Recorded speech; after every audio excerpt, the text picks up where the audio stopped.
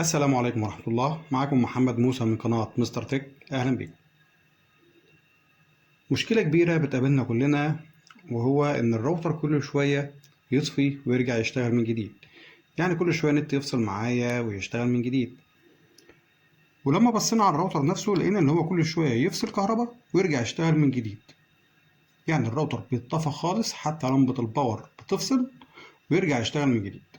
وتم طبعا التجربة بأدابتور تاني، وبرضه المشكلة ما زالت قائمة.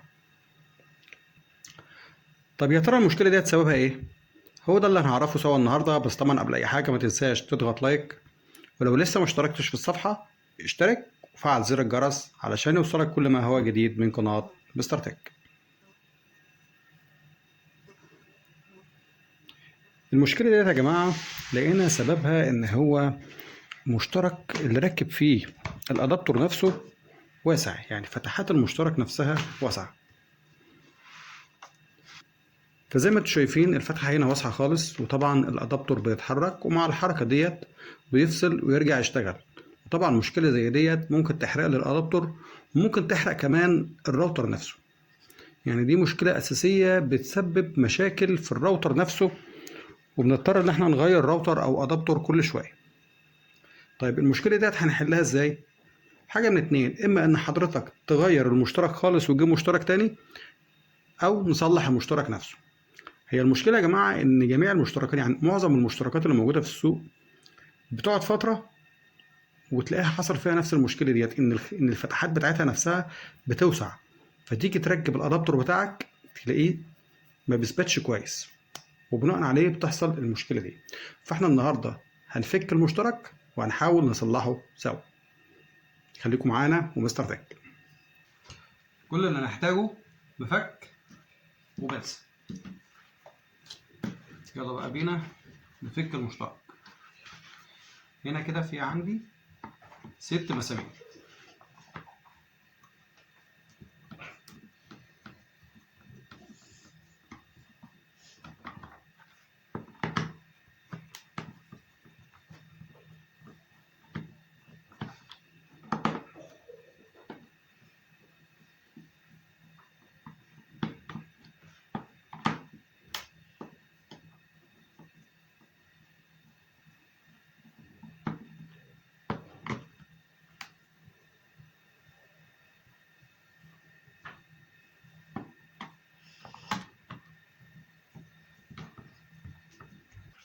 كده فكينا الست مسامير.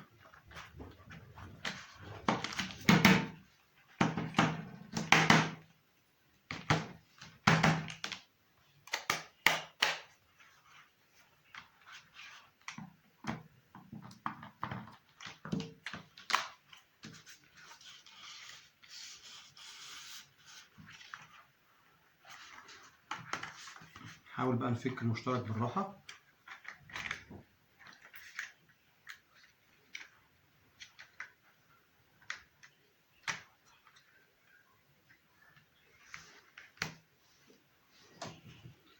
مشكلة زي ديت السبب فيها هي الفتحات دي. الفتحات ديت وسعت. كل اللي مطلوب منك انك تضيق الفتحات دي. هنيجي هنا بالبنسة ونحاول نضيق الفتحات، بس برضو ما تضايقهاش قوي بحيث ان الفيشة بتاعت الادابتور تدخل فيها. كل اللي مطلوب انك تدخل الفيشة هنا باحكام، يعني تكون داخلة هنا وماسكة. فالفتحات ديت لازم تكون ضيقة. مع مرور الوقت الفتحات ديت بتوسع. مجرد ضغطة صغيرة كده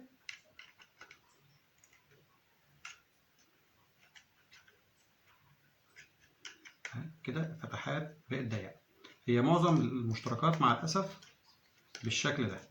في بعض المشتركات بتبقى فيها فيش أحسن من كده شوية، لكن النوع دوت لازم كل فترة تفك المشترك وتعمل فيه حركة زي.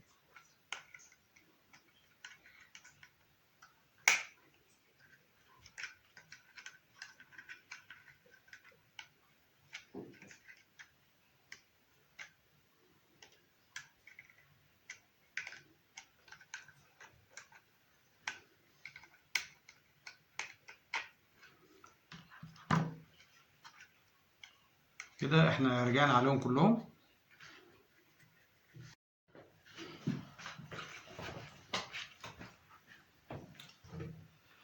يلا بقى بينا نقفل المشترك بتاعنا تاني. طبعا ديت لها اتجاه، الحته ديت الحته اللي هي الزايده ديت بتبقى ناحيه السلك.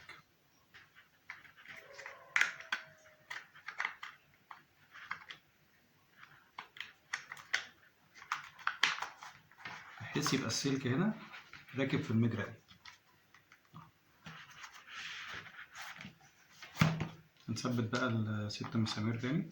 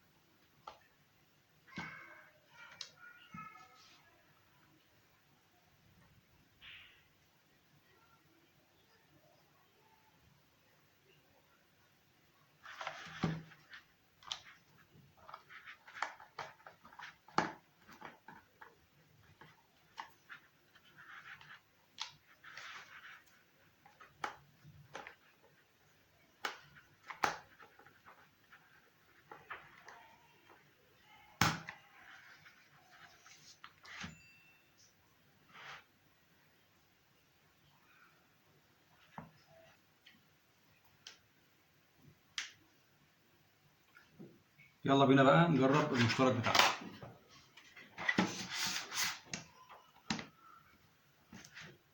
زي ما انتم شايفين كده هي بتدخل، كده هي ماسكة بإحكام. نوصل بقى التيار الكهربي ونجرب.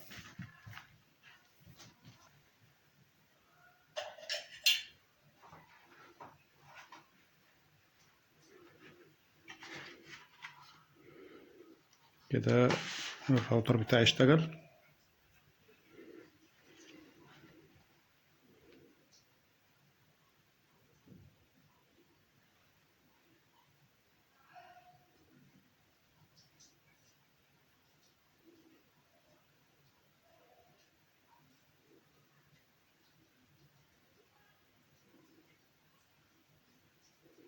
وخلص تحميل اهو. تعالوا كده برضو نهز الادابتور. زي ما احنا شايفين كده خلاص بقت محكمة.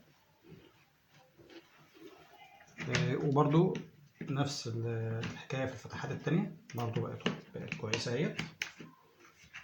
كلها بقت فتحات ضيقة.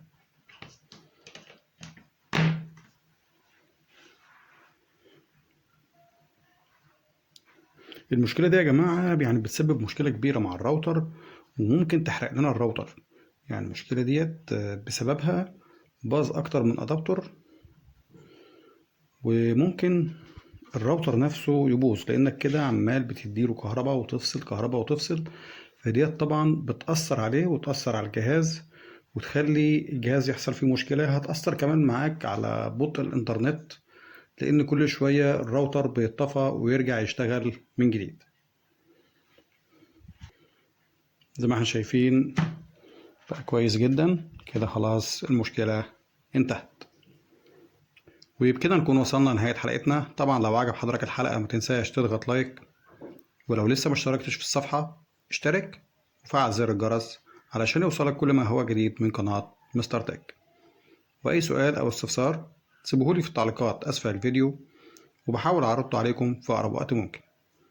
وشكرا على حسن متابعتكم.